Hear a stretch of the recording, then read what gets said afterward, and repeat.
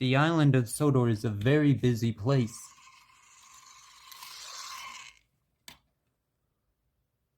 And the island of Sodor is very busy. Straight through the dining room wall. My goodness, said the controller. Why didn't you knock on the door? Even the weather's better on the island of Sodor. One day Salty was very tired.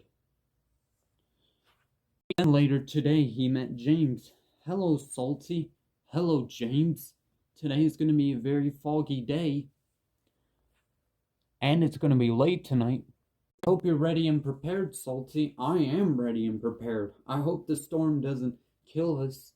But Birdie was so helpful. Well, I didn't see Birdie here. I'm sure if you're helpful enough, the storm might not hit us, said James. At last his driver made it, and Salty made it, and his driver said, "It's going to be very foggy, Salty, so you better be very careful." "I will," said Salty. Then he went to the signal box.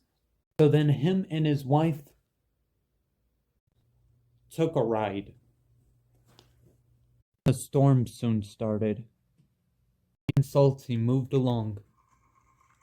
It's so cold and stormy. "Oh," said Salty, "how can I survive this rain?"